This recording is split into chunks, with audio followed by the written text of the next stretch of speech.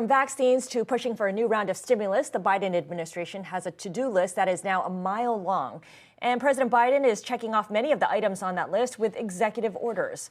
Let's bring in Bloomberg's White House reporter Mario Parker to wrap up the president's latest moves. Mario, thanks so much for joining us once again. There's a lot to unpack given the number of executive orders that have come through. Give us a sense of what they covered so far and whether we should expect to see more next week. Yeah, well, Scarlett, there's been a bevy of them, more than 39 through yesterday at least, which is quite a lot for President Biden's first week in office.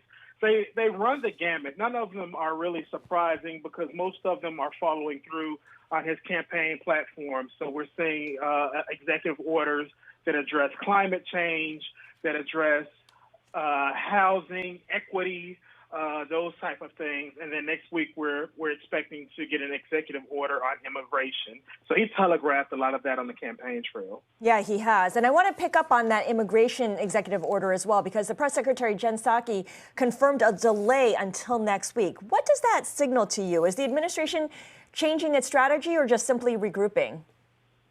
Well, they've as we mentioned, they've tossed out about 39 so far, so it's been a furious pace that they've worked on.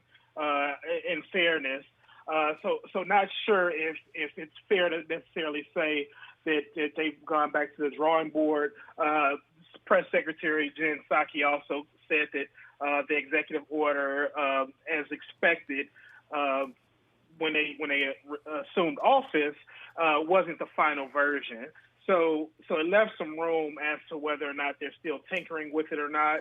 And again, given everything else that's been going on over this past week, it seems to have kind of moved into next week. The biggest stories the moment they happen from around the globe. Subscribe to Bloomberg Quicktake now for insight in an instant.